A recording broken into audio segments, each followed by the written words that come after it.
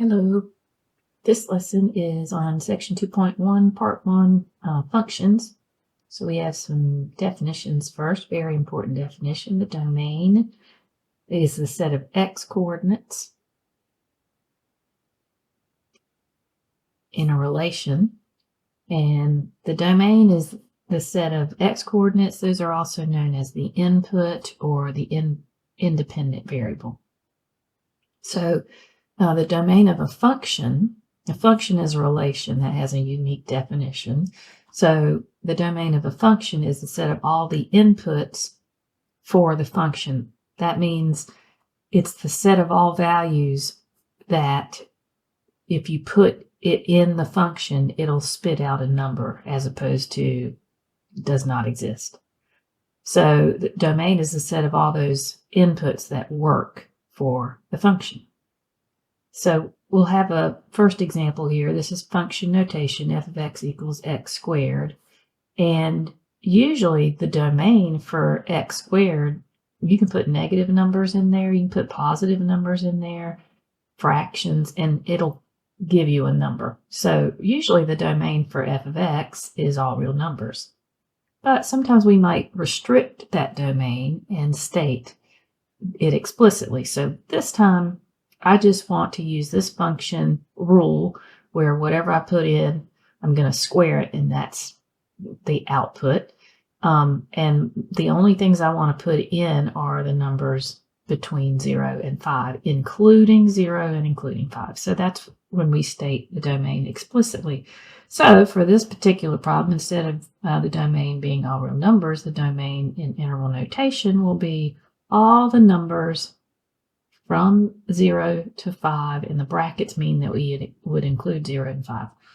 So any number like square root of 2 would be in the domain, any number between 0 and 5.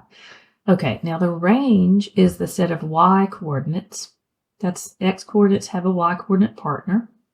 That's why these x coordinates are called inputs, and the y coordinates are also known as outputs. So the range is the set of outputs that the function can have. And the range is dependent upon what the domain is. So you kind of have to think through what the range would be.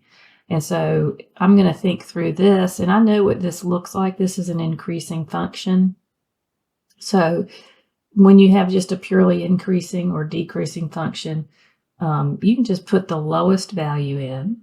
So if I put 0 in for this function, my input is 0, my output would be 0. So that means that the lowest range is 0.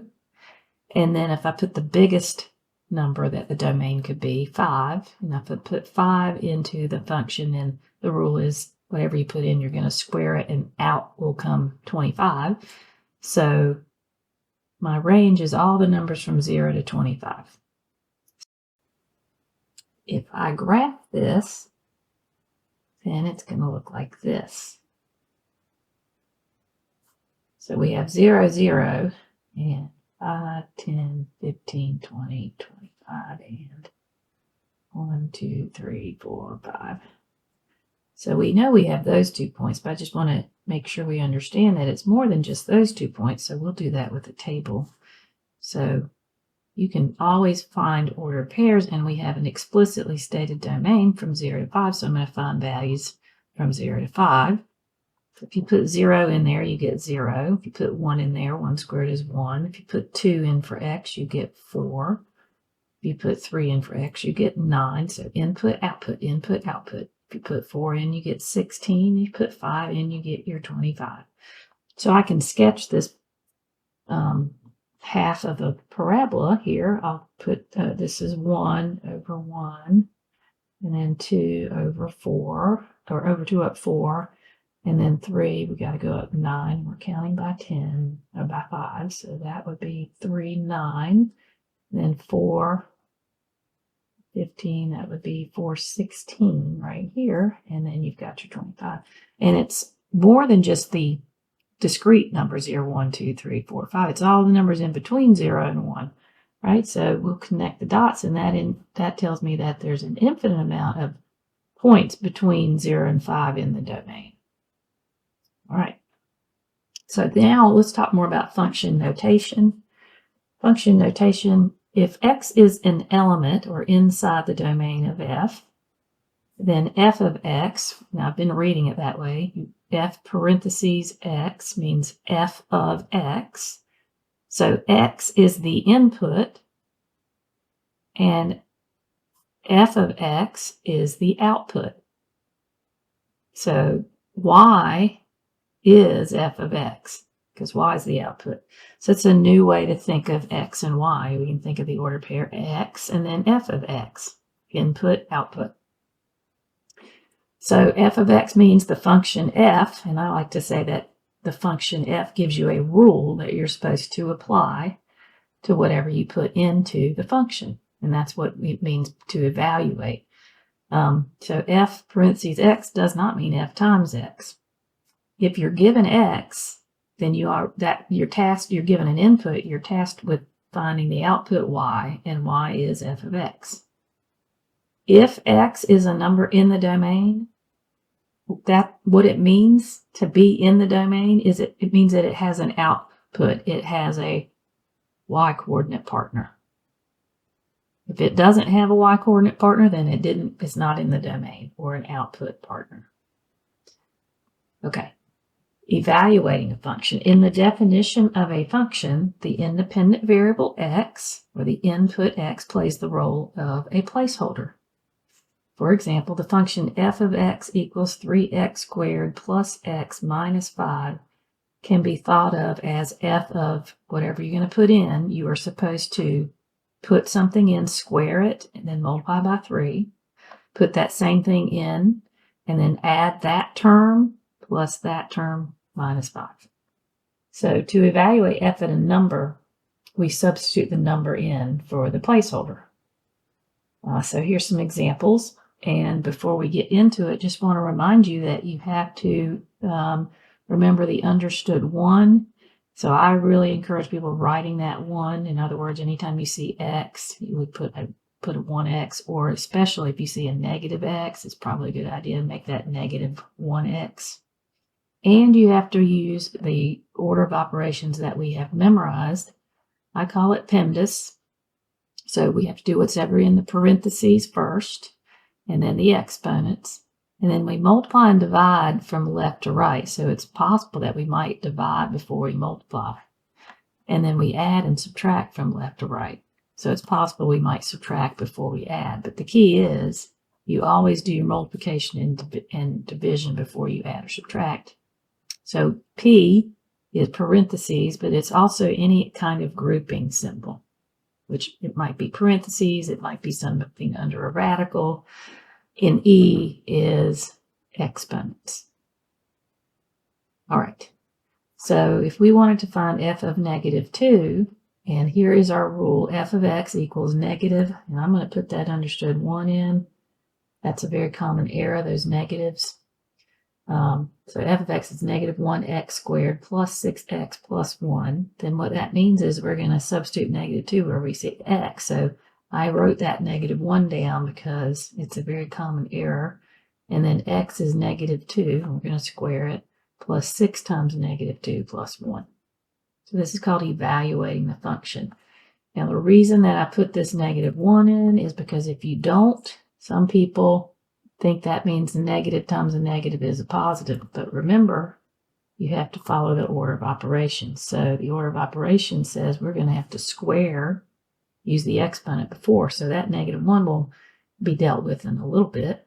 So negative 2 quantity squared is 4 plus a negative 12 plus 1. Now we can multiply. That's negative 4 plus a negative 12 plus 1. And that's two signs are negative, so we're going to add those. Those are negative 16 plus 1 is negative 15. Okay, now I want to tell you something. I want you to use the calculator as much as you can. So really, all you needed to do was put that down on paper, where you put the negative 2 in place. Put the understood 1, put the negative 2, and then if you write that down correctly, and you type in what you wrote down, then you can let the calculator do the order of operations. So I wrote down that -1 in there, times parentheses, -2 squared plus 6 parentheses, -2 plus 1, and it's going to give you the same answer. While we're here, I'm just going to remind you that -2 squared will give you the wrong answer. Okay, you mean parentheses -2 squared. And the reason it's going to give you the wrong answer is because the calculator does the exponent 2 squared and then multiplies by -1. So when you want to square -2, you have to make sure you put parentheses around it. Squaring a number, whether it's negative or positive, will always end up positive. So be careful with that. All right, so now B, it says 2f, parentheses -3. That means 2 times f of -3 plus 6. So this one we may want to just take our time and work our way inside out. So first thing I want to do is find f of -3. And here's f of x, the same f of x, that's -1 times parentheses -3 squared plus 6 times -3 plus 1. And this time I'm just going to use my calculator. This is the work that I require. You don't have to demonstrate order of operations. You just need to demonstrate plugging the number in for x properly, and then you can use your calculator. You don't have to hit enter. It will do the order of operations. Okay, -26. All right, so now we know what f of -3 is. It's -26. So 2 times -26 plus 6 will give me that correct answer. 2 times -26 plus 6 is -46. All right, so that's just 2 examples evaluating with numbers. But we can also evaluate with expressions. So what does this mean? G of z plus 4. Well, g is a different function. It's right here. And this time it starts to get confusing for students. So remember, g of z means g of whatever I put in, I'm going to have to take 2 and multiply by that, and then -1. So that z, don't get too attached to that z. It's just a placeholder. Okay, what we're going to do is put z plus 4 into that z. That could say a plus 4. That could say j plus 4. It's just a coincidence that they're both z's. But to simplify what g of z plus 4 is, we're going to apply the rule for g. The rule is 2 times whatever you put in there -1. Well, we've been told to put z plus 4 in there. So see that z? It's gone. Where'd it go? It's not that z. It got replaced. It used to say 2z minus 1. Now we put z plus 4 into place.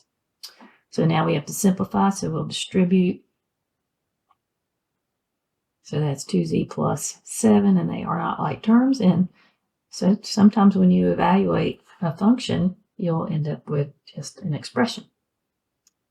All right, now this one says find g of z plus 4. Well, we know what g of z is. It's 2z minus 1.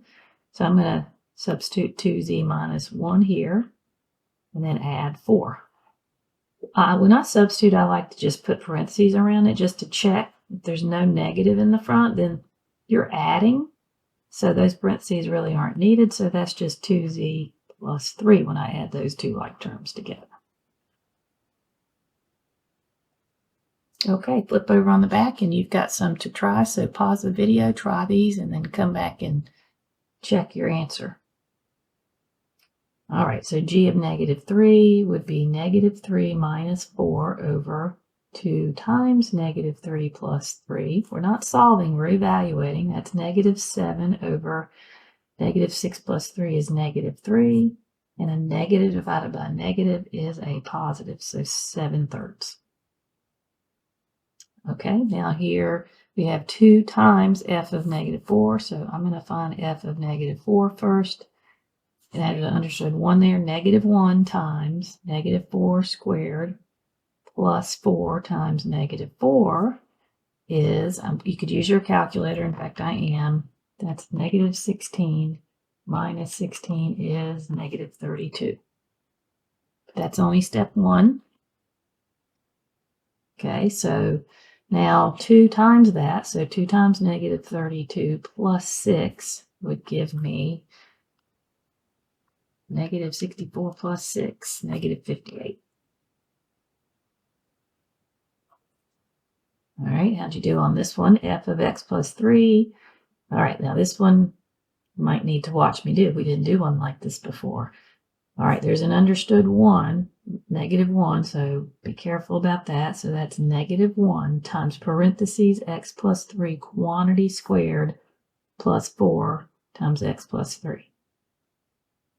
Okay, this x plus 3 quantity squared is going to show up almost every day in our class, and it does not mean x squared plus 9. You can't distribute an exponent over addition. What it does mean is x plus 3 times x plus 3. So then you can FOIL that out and watch what happens when you multiply some binomial times itself. You get x times x, which is the same as if I were squaring that x. And then you get this x times 3, this 3x term, and then you get the same number 3 times x, so you get another 3x term. So you're always going to get 2 of the same when you multiply binomial times itself. And then you get 3 times 3, and you get 9.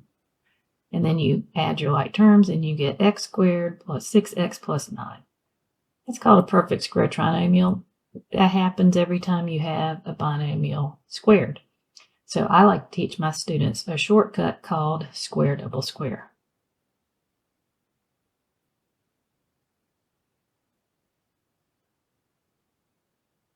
So what's happening is we know this same thing is going to happen. So what I can do is I'm going to write the negative 1 down. All right. When I have a binomial squared, I can take that x and just square it.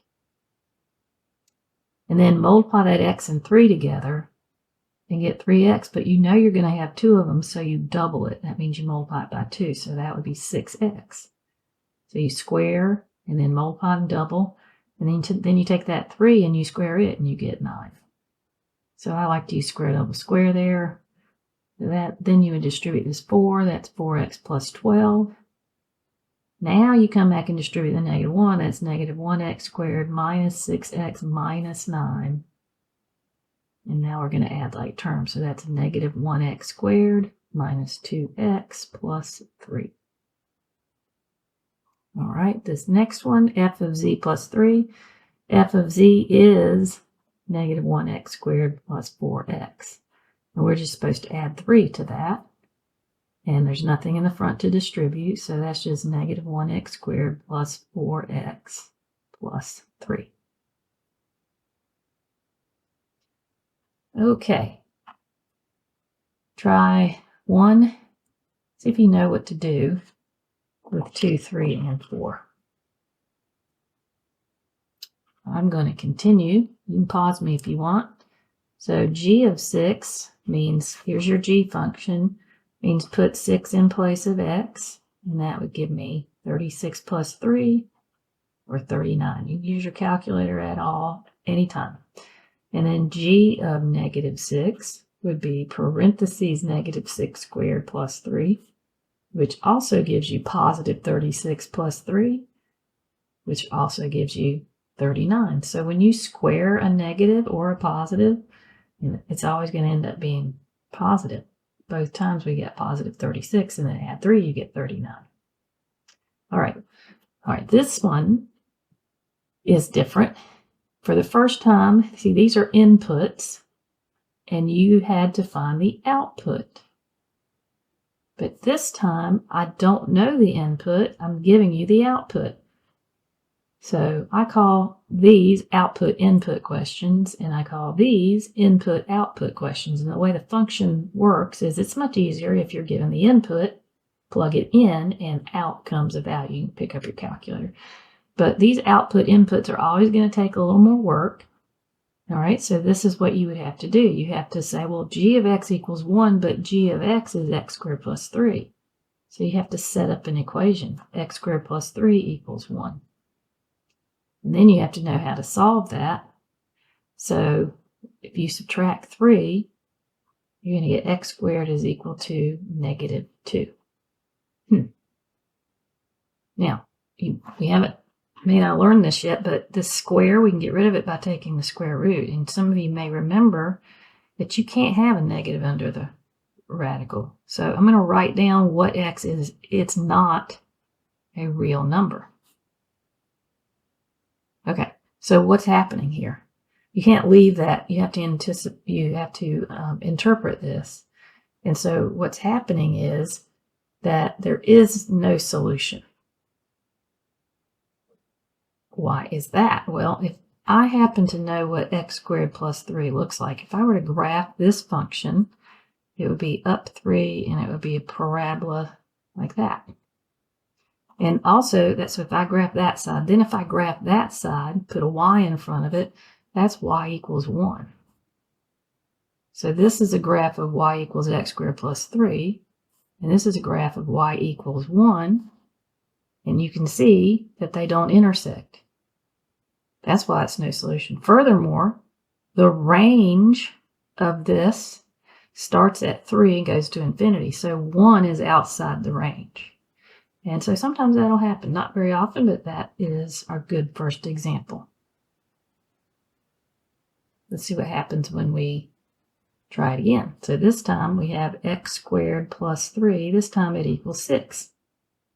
So if we subtract 3, x squared equals 3, and we take the square root. Now, when you take the square root, you have to tell me every possible value of x. So anytime you take the square root, it's actually plus or minus square root of 3. So it's two answers. And these are exact answers. So I want to leave it this way, but I want to talk to you about what's going on here. So let's put this in the calculator. X is approximately, this is an approximate answer because your calculator, and hit the little squiggle and it'll give you the decimal, is going to give you an irrational number. You can tell because the decimals go on forever without repeating. So it's approximately 1.73.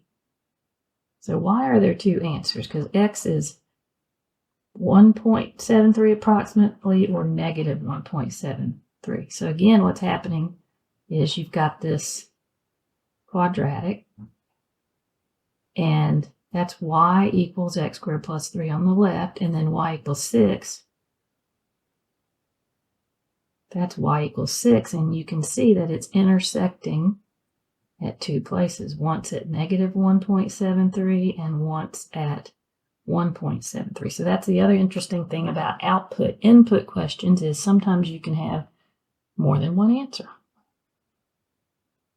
All right, so if we try this one, we'll get x squared plus 3 equals negative 5. And again, x squared equals negative 8.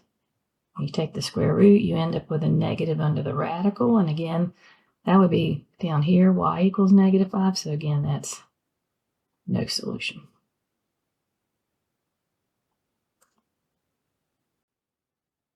Okay, now we'll move to piecewise function. That's just a different type of function, and we'll start graphically so you can understand what's going on.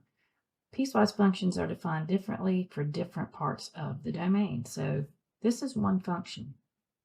It has one domain, but the behavior of this function acts differently on different parts of its domain. All right, so the first thing, we have to understand how to write domain. And domain is a collection of x values that will give you a y value. Okay, it either is going to give you a y value or it's not. So it's kind of like when your mom said, "Did you go to that party?" She's not going to want you to go, "Well, maybe I was there for a minute, but then I left." She wants a yes or no answer, right? So that's the way domain goes. So when you're given a graph, you just look at the x coordinates, and so the domain is the set of x coordinates. So you just look at the furthest x coordinate to the left, and that is negative 2. And you see how it's colored in circle? That means that negative 2 will give you a y value. So it is in the domain. And then you start thinking, okay, these are all in the domain. And here is the issue that people have. This is at x equals 1. And people want to make too much of this and say, okay, 1 is not in the domain because that's a hole, right? So what that means is right here, when you got x is 1, y is nothing. So it's kind of like your mom asks 1, are you in the domain? He says, no, I'm not in the domain. But then right here, look, when x is 1, do you have a y coordinate? Yes, you do. So 1 is in the domain. 1 is in the domain. So you would not stop. You would just keep going. It hops up. So the domain is from -2, 1, yes, is in the domain. Keep going, keep going. Okay, now we're at 5, and 5 is a whole. Okay, so when x is 5, y is nothing. There is nothing there. So you would have to put parentheses. But notice what's missing. See how the 1 is in the domain? All right, you can't do, this is what people do. They'll say -2 to 1 is not in the domain. Yes, 1 is in the domain. You can't have that. You cannot have a number not be in the domain and then turn around and be in the domain. That would be like you telling your mom, yes, I was there. No, I wasn't there. Okay, so it's not allowed. All right. The range is the set of y coordinates. So we would look at the lowest y value, and we don't care if there's overlap. We just are collecting all the y values. So right here, when y is 0, there is nothing there, right? So that means it starts there. So you would have a parentheses 0, and then you've got all these lines are these are ordered pairs. These are points, all these points, all these points, and then it stops. And then it starts again, all these y values. So you've got y values all the way up till 4, and it's a colored in circle, excuse me. So it's not a hole, so it's brackets. So that is your range. Okay, these next two, input, output. So this is saying when x is 0, what is y? And according to the graph, y is 1. This is saying, f of 2 is saying when x is 2, what is y? So here is x equals 2, go up to the line, and go over to the y-axis. That looks like when x is 2, y is 3. Right? Here's an output-input question, and you're given a graph. So what you can do is do this horizontal line that we did in the other example. Determine all the x values such that f of x equals 2 or y equals 2. So what I do is I go and draw a horizontal line, and then I just pick off all the x values. So there's a point here, and that corresponds to x equals -1. So when x is -1, y is 2. This is tricky. When x is 1, y is nothing. There's no y value there. I'm sorry, I said it wrong. When y is 2, there is not an x equals 1 because that's a hole. There's nothing there. So you would skip over that. And then right here, when y is 2, x is 3.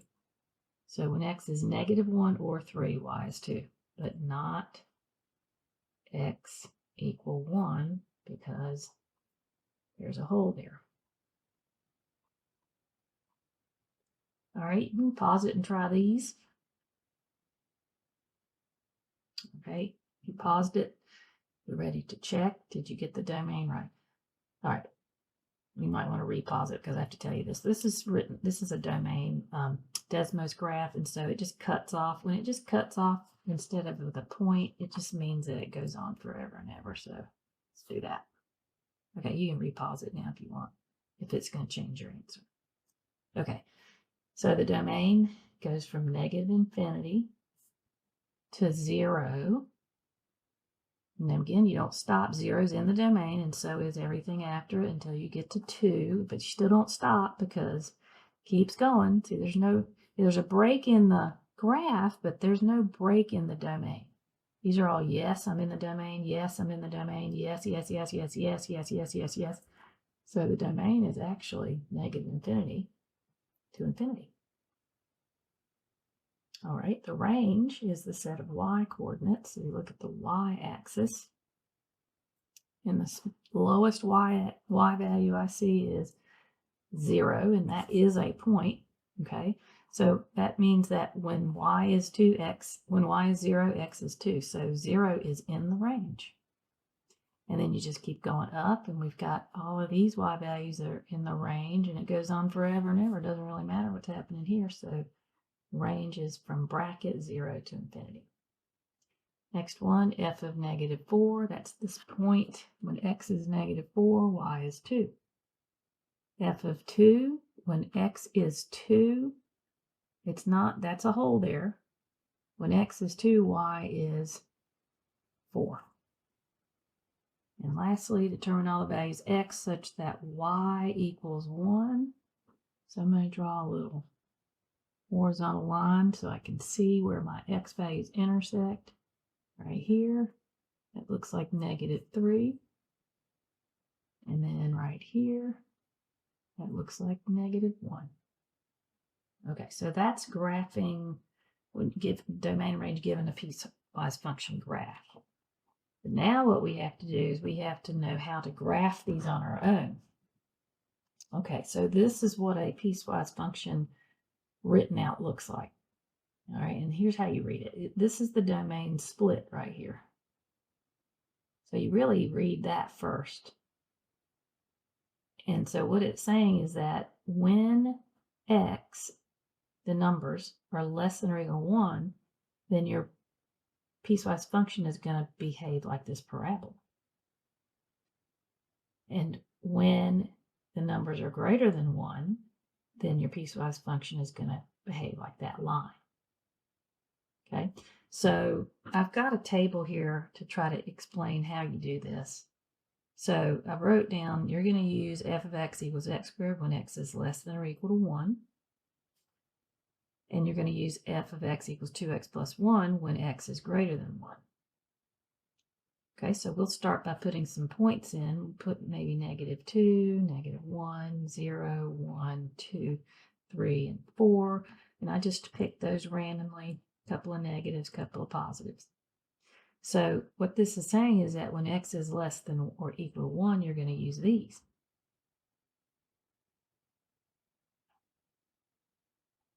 Okay, so that means you're going to use the x squared. So -2 squared gives me 4. -1 quantity squared gives me 1. See how I put the parentheses around it? 1 squared equals 1. But now 2 is not less than or equal to 1, so I can't use that function anymore. All right, so we've got order pairs -2, 4, -1, 1, 0, 0, and 1, 1. Okay, now when x is greater than 1, that's when you can use this one. So you're not going to use that one, you're not going to use that one, you're not going to use that one, and then hold up, not so fast. Okay, see how 1 is where the domain splits? Okay, wherever the domain splits, you have to use that 1 twice. This is going to be a point, but this you have to use, it's just going to be a hole there. But if you don't use it, you'll have a gap in your graph. So at the x equals 1, you have to use both. So I'm going to put 2 times 1 plus 1 is 3. So there's a hole at 1, 3. So that's interesting. You have to use that 1 for both equations because it's where the domain got split. All right, keep going. We get 2 times 2 plus 1, that's 5. So we have 0.25. And 2 times 3 plus 1, we have the 0.27. And 2 times 4 plus 1, we have the too fast. We have the 0.37 and 48. And then it's helpful to graph if you remember that what this looks like. So these values are going to look like a parabola. And these values are going to look like a line. All right, so I'm going to plot these points, -2, 4, -1, 1, 0, 0, 1, 1 is included in the graph because it had that less than or equal to. But these are just points we picked, remember? So it says x can be any number less than or equal to 1. So I'm going to draw an arrow because this could go on forever and ever to the left. All right, that's my parabola piece. Now, let's just say you don't like this. You say, I don't like having to use 1 twice. What if we didn't use 1 twice? So then you would just put 2, 5, 1, 2, 3, 4, 5, and 3, 7, and 4, 8, and you would do that, but look very closely at what you get. You see this gap right here between 1 and 2? That's why you have to put this point in. It's just you need to remember it's a hole. So I'm going to go back and put a hole at 1, 3 And now I'm going to connect the dots. And now it looks like those piecewise up above. There is no gap in the domain. The domain of this is now all real numbers. It's just changes behavior at 1. All right, and the range of this would be bracket 0 to infinity. Okay, we can actually use piecewise functions with word problems. So this first one says, according to the Bureau of Labor Statistics, the North Carolina unemployment rate for 2008 can be approximated by the function given below, where U of T represents the unemployment rate in percent and T is the month in 2008. It's really, really important that you stop and think about what is going on. Functions are really helpful. They always show a relationship. Your input is T, so I like to write down what my input stands for. I call this the Math English Dictionary. T is the month in 2008, so months in 2008. And then it explains January would be the number 1, and so February would be T equals 2, and so forth. So if I know the month, my input, then I will know my output, U of T, and I would write down what that is.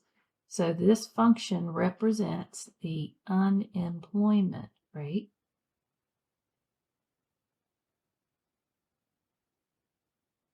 in percent. So before you start these problems, and people just are real hesitant to do this, it really will help you understand how to do function word problems. This is saying that if you know the month, you will know the unemployment rate. Okay, input outputs are always easy, so let's do that. Easier, I should say. So first one says calculate U of 4. All right, so it's a piecewise though, so we learned you have to figure out, you have to start here, figure out which equation we're allowed to use. So 4, that's T. T is 4. T is between 1 and 9. You use the top equation. When T is between 9 and 12, you use the second equation. Well, our T is 4, so we're going to use the top equation.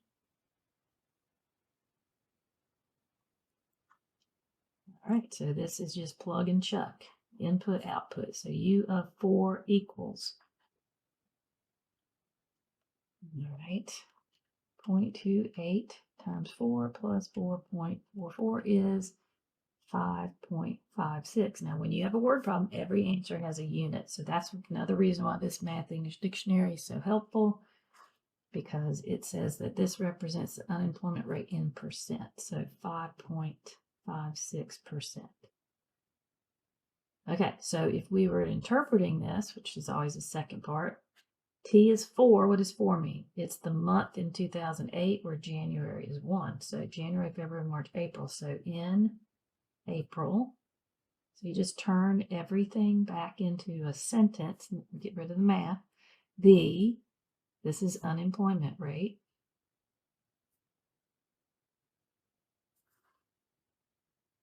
Was 5.56%. So functions are a lot like if-thens. If I know the month, I'll know the unemployment rate.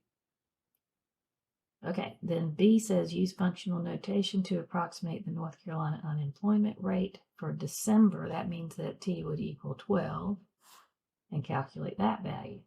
So U of 12, got to decide which function to use. That would be the second one. So that's 0.8 times 12 minus 0.93.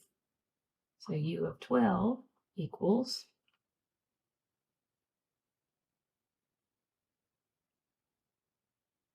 8.67%.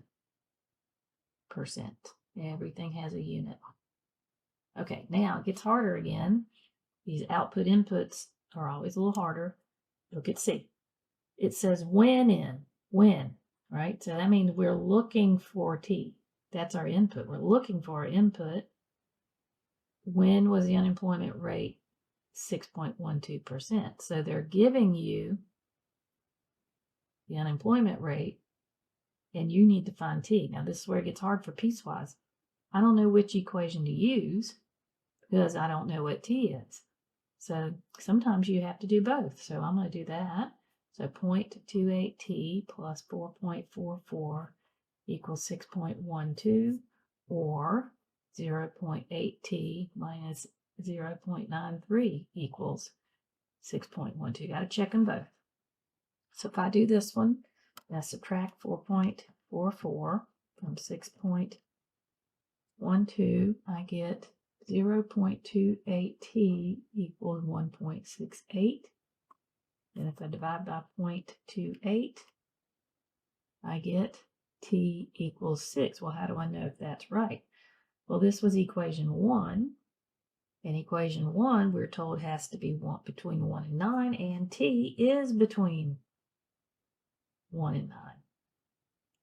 So that means this works. And T stands for months in 2008, so in June 2008. Well, unemployment can fluctuate and go up and down, so this might also work. We have to try it out. So I'm going to add 0.93 to 6.12 and get 7.05. Now I'm going to divide by 0.8, and T is 8.8125, and I have to check that answer against the domain, but it was supposed to be between 9 and 12, and T right here for this second equation is not between 9 and 12, so that is not an answer. But you can see how much more difficult output-input questions are. Input-outputs are easy. Output-input, sometimes you have to try both equations. All right. Okay, I want to go ahead and write that piecewise function out for you, because I wanted you to be able to try these two. So try these two and pause it, but let's see what we can gather from this. It says in 2017, the federal income tax rate for an individual with income from 0 to 9,325 was 10%. Well, 10% of what? 10% of your income. Okay, so my independent variable, my input is I for income. So I equals income is my independent variable. And if I know my income, then I'll know my tax. So T of I, that's the taxes that you have to pay. All right, so I wrote this first equation by thinking, okay, there's the domain split. When I make between 0 and 93.25, I just have to pay 10% of my income. But if I make income greater than 9,325 up to 37,950, that's this. Now this is really tricky. This equation comes from, I move up a tax bracket. So my first $9,325 are taxed at 10%. That's this number. So I have to max out this first equation. But then the rest of my money is 0.15. And it's not I, because I've already paid taxes on that 93.25 right here. So it's 0.15 times I minus 93.25. So anyway, that's how you get the equation, but go ahead and try it. All right.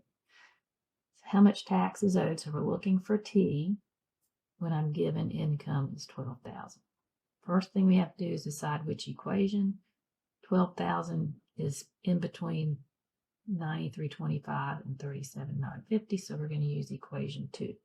So T of 12,000 is equal to 932.5 plus 0.15 times 12,000 minus 93.25. So that gives me